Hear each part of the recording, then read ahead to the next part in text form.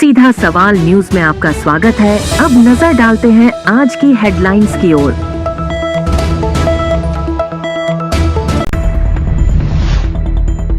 गर्मी का सितम, घट गए पर्यटक, तूफान के बाद भी लू के थपेड़े। तेज आंधी ने मचाई तबाही, घंटों तक बिजली रही गुल, उड़े टीन शेड। शुक्रवार रात्रि में आए तूफान के साथ बरसात ने जनजीवन अस्त व्यस्त किया।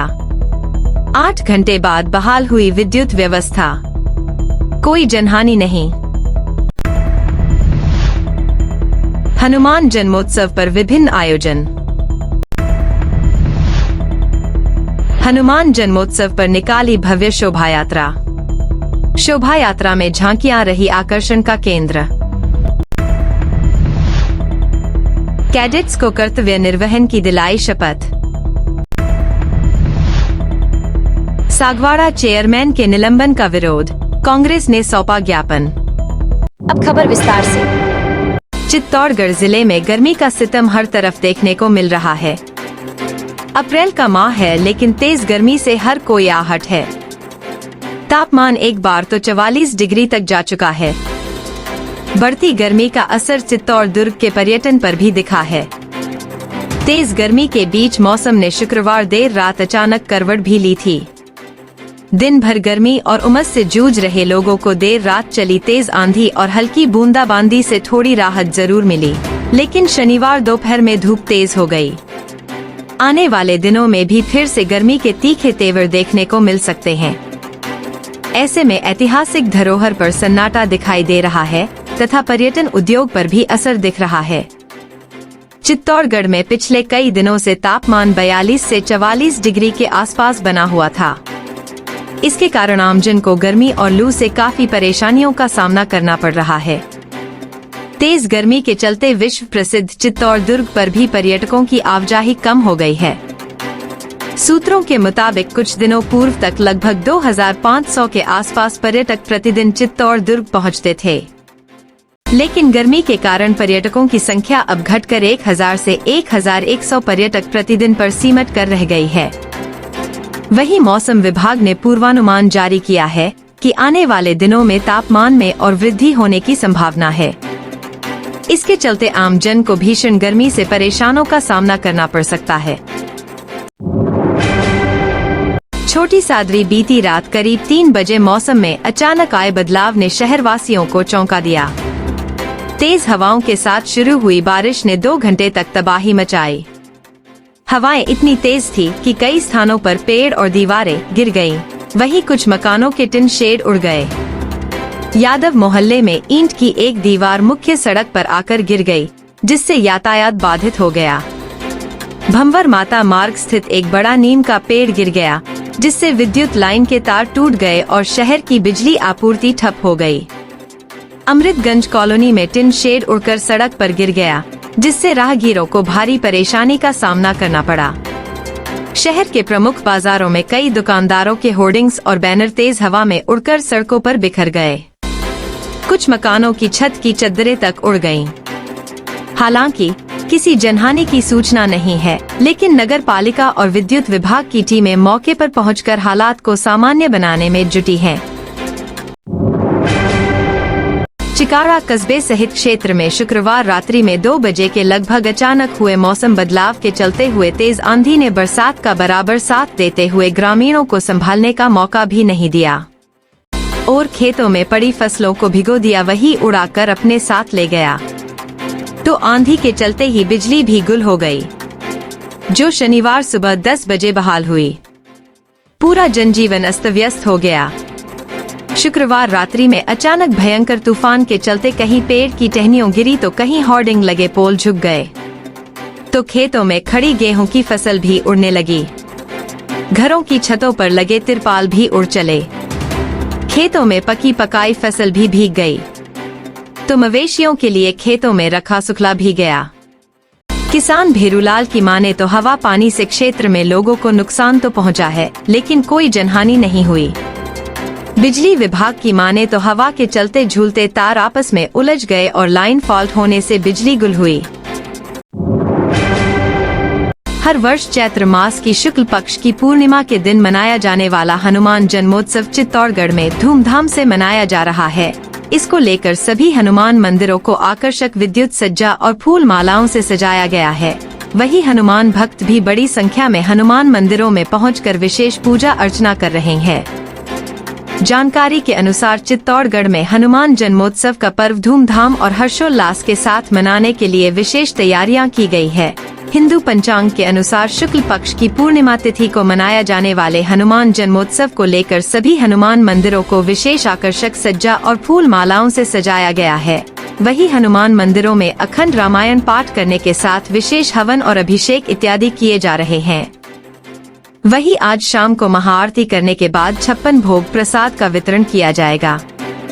वही इसके बारे में अधिक जानकारी देते हुए हजारेश्वर महादेव मंदिर के महंत श्री चंद्र भारती जी महाराज ने बताया कि कलयुग में राम भक्त हनुमान जी की आराधना करने से सभी कष्ट दूर होते हैं और हनुमान जयंती के दिन 56 भोग प्रसाद चढ़ाने से सभी मनोकामनाएं पूरी होती है। वही उन्होंने बताया कि आज के दिन हनुमान जी की पूजा अर्चना करने से मंगल का दोष भी दूर होता है। शनिवार को हनुमान जी का जन्मोत्सव है, किस तरह से भक्तों को पूजा करनी चाहिए कि उन्हें प्रसन्न कर सके? पूर्णमासी एक अपने आप में पूर्ण होता है, पूर्ण चंद्रमा होता है और उस दिन हनुमान जी की जयंती है, महावीर जयंती भी रहती है। तो ये कहा गया कि हनुमान जी की जो इस संसार में आए थे, मतलब ये इसमें ही आए हैं चैत्र के ये पूर्णिमा में आए हैं भगवान, और उन्होंने इन पे वो बड़े जल्दी प्रसन्न होते हैं। और कली काल में भगवान राम ने कहा कि कली काल में जब तक कली नहीं अवतार नहीं होगा तब तक जो है इस संसार में आपको यहाँ पर रहना पड़ेगा, और किसी को भी कष्ट होगा वो जो भी आपकी पूजा करेगा और उसके सारे कार्यों को सिद्ध किया जाएगा। और परमपिता परमेश्वर इसी वजह से जो है ये हमारे बने रहते हैं। हमारे जैसे 33 कोटि देवता हैं, 33 कोटि देवता का मतलब ये है कि भी हमारे में हर जीव जंतु हर चीज़ के अंदर परमात्मा का वास है, और उनको अगर हम जब हम पूजा पाठ करते हैं तो हमारे सब कष्टों को दूर करते हैं। और सभी को आपको बहुत बहुत बधाई पहली बात तो, और ये पूरे राजस्थान में और सब जगह को ये जो है आपकी बहुत बहुत जो है। और परमपिता परमेश्वर पर उस समय भगवान के जो है 56 भोग और जो लगेगा, और उसको जो है हनुमान जी का जो है श्रृंगार पूरा चढ़ाया जाएगा और उनकी जो पूजा है, और उसमें सब सुंदरकांड जो है जितने भी ब्राह्मण हैं सारे सुंदरकांड पढ़ेंगे और भगवान की कृपा प्राप्त हो। और यही चाहते हैं कि हमारा भारतवर्ष उन्नति में रहे, सुख शांति में रहे, और सारा सर्व मंगल मांगल्य शिवे सर्वार्थ साधिके शरण्य त्र्यंबके गौरी नारायणी नमोस्तुते। सबका मंगल हो, सबके घर में खुशियाँ हो, सबके कोई बीमारियों से मुक्त हो और आनंदमय हो। इसी प्रकार जो है इसी प्रकार हनुमान जी को जो अगर प्रसन्न करना है तो भगवान राम को सबसे पहले राम राम की माला फेरो, और जैसे ही आप राम का माला फेरोगे और सिंदूर भगवान को लगाएंगे तो बहुत प्रसन्न होते हैं। क्योंकि माता जी ने लगाया था, अपनी मांग में भरा था, तो उन्होंने कहा कि माँ ये आपने इसमें अपनी मांग में क्यों भरा है? तो उन्होंने कहा कि ये मेरे आदमी की उम्र बढ़ती है। तो उन्होंने कहा कि ठीक है, उन्होंने अपने पूरे शरीर में ही उसकी लगा ली, और जो है उस दिन से ये परंपरा हो गई थी कि भी सिंदूर को लगाने की। तो इसलिए हनुमान जी हमेशा लगाते हैं, भगवान के प्रिय हैं, और भगवान को खुश करने के लिए उन्होंने किया था। और हनुमान जी जो है आज भी उनको जो है जो भी चढ़ाता है तो बहुत जल्दी वो अपने आशीर्वाद देने के लिए पधार जाते हैं। चिकारा कस्बे में हनुमान जन्मोत्सव को लेकर बजरंग दल एवं रामचरितमानस मंडल के तत्वाधान में ग्रामीणों के सहयोग से भव्य शोभा यात्रा निकाली गई। शोभा यात्रा की शुरुआत घाट वाले हनुमान मंदिर से शुरू हुई, जिसमें विभिन्न प्रकार की झांकियां तथा पुरुषों ने एक जैसे सफेद वस्त्र धारण किए हुए थे। बग्गी के साथ ट्रैक्टर में राम जानकी हनुमान जी भारत माता की झांकियां विशेष आकर्षण का केंद्र थी। कार्यकर्ताओं के साथ ग्रामीण हनुमान जी के भजनों पर थिरकते हुए आगे बढ़ रहे थे। प्रजापत मोहल्ला नीम चौक होते हुए अकोलागढ़ रोड स्थित बालाजी मंदिर पर पहुंची। जहां समागम के बाद कलश यात्रा शुरू हुई, जिसमें विभिन्न प्रकार की झांकियां के साथ 101 महिलाएं सर पर कलश लिए आगे आगे चल रही थी। वहीं महिला पुरुष बालक बालिकाएं भजनों पर थिरकते चल रहे हैं। महोत्सव को लेकर ग्रामीणों में भारी उत्साह देखा गया। शोभा यात्रा हनुमान मंदिर से शुरू होकर नीम चौक, सदर बाजार, बस स्टैंड, उदयपुर निम्बाहेड़ा मार्ग, सांवलियाजी चौराहा पहुंची, जहां से पुनः लौटते हुए जाट मोहल्ला होते हुए उदयपुर निम्बाहेड़ा राजमार्ग से पुलिस चौकी स्थित हनुमान मंदिर पर पहुंचे, जहां पर विशेष पूजा अर्चना आरती की गई। प्रसाद का वितरण हुआ, जहां से पुनः शोभा यात्रा आगे बढ़ी और प्रजापत मोहल्ला पहुंची, जहां से अकोलागढ़ स्थित बालाजी मंदिर पहुंचे। विशेष आरती पूजा अर्चना हुई। रास्ते भर हनुमान भक्तों ने राम के भजनों के साथ हनुमान भजनों पर थिरकते रहे। ग्रामीणों ने जगह जगह उत्साहवर्धन किया, वही दर्शन लाभ लिए। अंत में प्रसाद वितरण हुआ। रात्रि में रामचरितमानस मंडल के द्वारा रामायण पाठ होगा, वहीं हनुमान घाट पर भजनों की प्रस्तुतियां होगी। हनुमान मंदिर को कार्यकर्ताओं द्वारा विशेष रूप से सजाया गया तथा महा आरती की गई, यज्ञ हवन किए गए। इस मौके पर बजरंग दल कार्यकारिणी अध्यक्ष गोपाल मेनारिया, रामचरितमानस मंडल के सोहनलाल मेनारिया के साथ कार्यकारिणी सदस्य, हनुमान भक्त ग्रामीणों की उपस्थिति रही।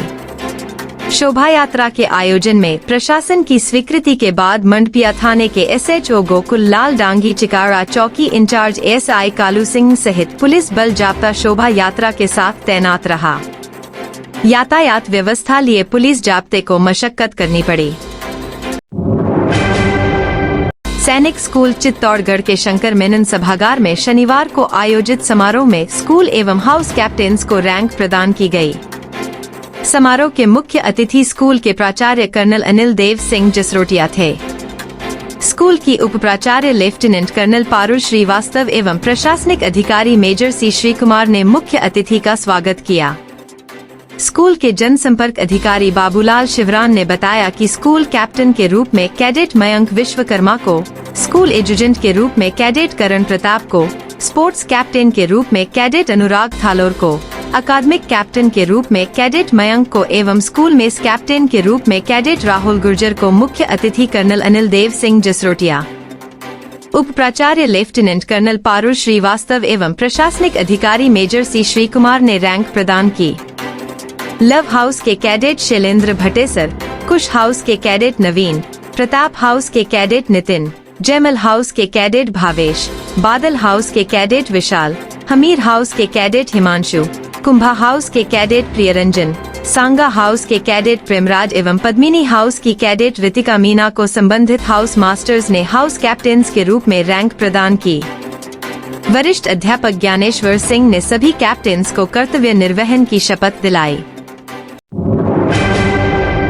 चित्तौड़गढ़ सागवाड़ा के नगर पालिका अध्यक्ष नरेंद्र खोड़निया के निलंबन को कांग्रेस ने अवैध बताया है। इसके खिलाफ चित्तौड़गढ़ जिला मुख्यालय पर कांग्रेस नेता सुरेंद्र सिंह जाड़ावत के नेतृत्व में अतिरिक्त जिला कलेक्टर को राज्यपाल के नाम ज्ञापन सौंपा है।